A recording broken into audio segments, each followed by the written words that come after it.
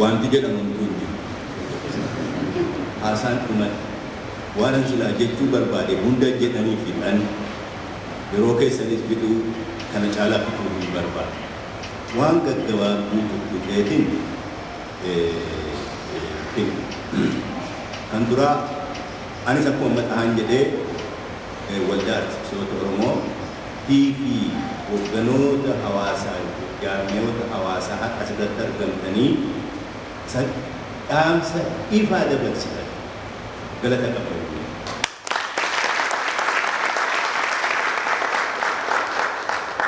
Galata qabdanii gurmuun Oromoo kan inni ijaaramu inni hin sochoon isa akkas lafarraa achi ol ijaaramaa dhufe akka manaa isa kanatu jabaadha. Isa namni 2, 3, 4, 5 murtii wayitiin yookaan labsa wayitiin ijaaruu osoo hin taane isa nuti gandatti gurmuu keenya jabeessinee gandi immoo hamma araddaatti deemee hamma guutummaa biyyaatti gaafa deemnu tokkummaa hin sochoone kan eenyullee bakka isa sochoosuu hin dandeenye kan dhufu gaafa san argamu. Har'a mana kana keessatti sun jalqabame kana akka nama tokkottis akka gurmuuttis bakka jirtan hundaa galaana taanee yaanee walitti dabalamnee galaana gabrummaa biyya keenya irraa haqee dhabamsiisu akka taanu namu.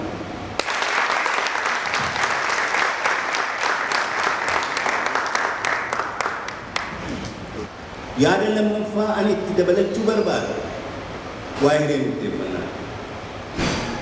Hiree murteeffannaa saba tokkoo yoo hiree murteeffannaa ilmaan isaanii tokko duran argamin kasawaan argamu. Yoo nuti ofii keenya hiree keenya hin murteeffatin haalli kun nuuf hin malu, ana kanaaf hin malu, warra na fakkaatuufis hin malu. Anaaf akka nama tokkootti kanaaf malu kabajaa, nama na fakkaatuufis kabajaatu malu. Jennee gaafa murteessine hiree murteeffannaa sabichaan argamu. Yoo sana gochuu baannee sababa ittiin dhibbee dhufe hundaa jalaa miliqu yoo waa bade nuti keessa hin jiru.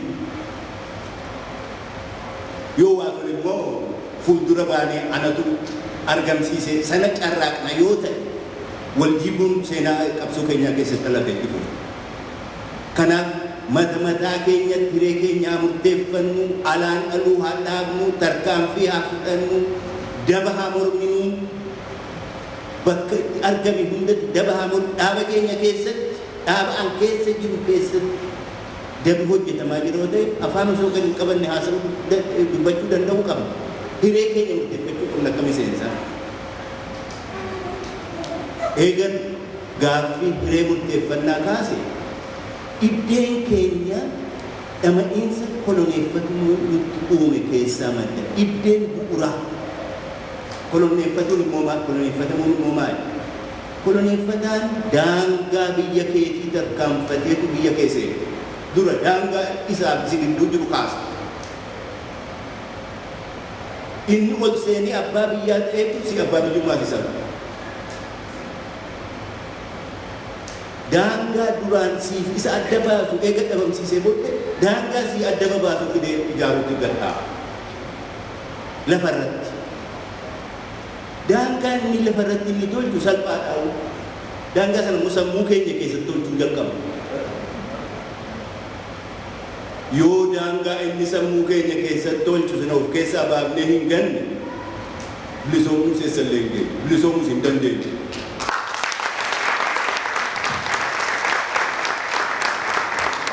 Qabsoon bilisummaa daangaa deebisuudhaan jalqaba. Dura daangaa lafaa amma taatee fi kuusaa ta'uu baatuuf sana booddee daangaawwan hafan mul'isuu jalqaba. Daangaa saba Oromootii fi alagaa adda baasu. Bara koloneeffatamanii hundaa sun laaffatee ture dhabameeti.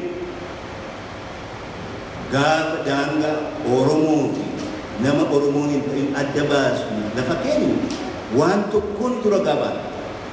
Hariiroo Oromoo keessatti qabnu ayinaadhaan hariiroo Oromoo alatti qabnurraa adda ta'uu qaba. Falmii Oromoo keessatti geggeessinu mormii namoota Oromoo hin ta'in wajjin goonurraa ayinaadhaan adda ta'uu qaba. Yoo akkaataan itti Oromoo biraa wajjin mormin falmin akkuma nyaaphaa wajjinis diinaa wajjinis falmin yoo ka wal fakkaatu ta'e daangaa sana deebinee balleessaa jiru. Daangaa eenyummaa adda baasu isa kana irratti hojjechuu barbaachisa. Isa kanas dura akka nama tokko itti aansee akka gurmuutti. Eega waa gurmuu dhufe immoo waan dhaabaa takkaasa. Miseensa dhaaba tokkootii fi namoota miseensa dhaaba sanaa hin ta'in gidduu hariiroo jiru ayinaadhaan garagara ta'uu qaba. Wanti miseensi wal gidduu taasisu fi wanti miseensi namoota miseensa hin ta'in wajjin qooddatu ayinaadhaan garagara ta'uu qaba. Yoo kun waliin laaqame dhaaba keessaa fi dhaaba ala maal akka jiru wal alama. Diigamatti deema. Diinnis nama seenuudhaaf karaa bana. Harka diinaas dhaaba keessatti barbaannee arginee adda baafannee of keessaa qaleelessuu dadhabna. Inni kun barbaachisaadha. Dhaabuma keessatti immoo daangaan hoogganaa fi hoogganamaa adda baasu beekamuu qaba. Falmiin hooggana keessatti deemuu fi hoogganaa alatti deemu bifisa adda ta'uu qaba. Yoo wal fakkaate kunis yoo walitti banaa ta'e dhaaba jabeessuu dadhaba.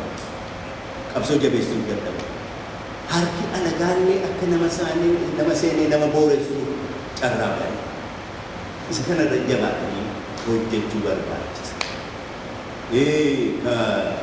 Kan biraa haga ammaa afaan Ingiliziitiin fayyadamaa reactive nationalismii geggeessaa jira. Waan ormi kaan jedhetti isaan yoo isaan kana jedhan kana godhu, yoo isaan kana jedhan kan waan akkasii godhu. Isaan kana gochaa jiru mee nuti immoo kana haa goonu. Isaan gurmuu gochuuf nu waaman hin dhaqamuudhaan nuti gurmuu haa waamuun hin jiru.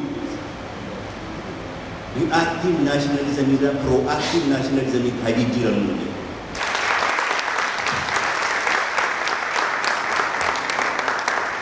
Yoo sana goonu qabsoon kun bakka amma irraa jirurraa socho'u jira. Gaafa socho'uu jalqabe hamileen kabamuu jalqabe. Tokkummaan keenyas haala irra abdachiisaa irratti gadhaabbachuu qabna.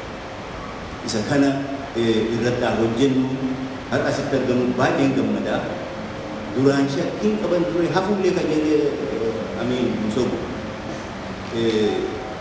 Eega dhufe garuu baay'een gammadee galata guddaa qabdan. Galata guddaa qabdan walgahii kana qindeessitan warri bakka jaarmoota hawaasaa taatanii asitti argamtan galata qabdan. Isin warri dhuftan hundi galata qabdan. Dhaamsi asii fuutanii galtan yaa Oromoo hiree kee murteeffadhu dura akka nama tokko tokkootti alaan dhabuu haa dhaabnu. Wal hamachuu haa dhaabnu. Wal hamachuu irra waa hojjechuun hojii keenya haa ta'u. Hojiin hafee eenyumaan itti oole haa ta'u. Isaan kana godhan nuti immoo kan haa goonu isa kanatti jira. Hojii taataanuu galatoomaa waan na dhaggeeffataniif.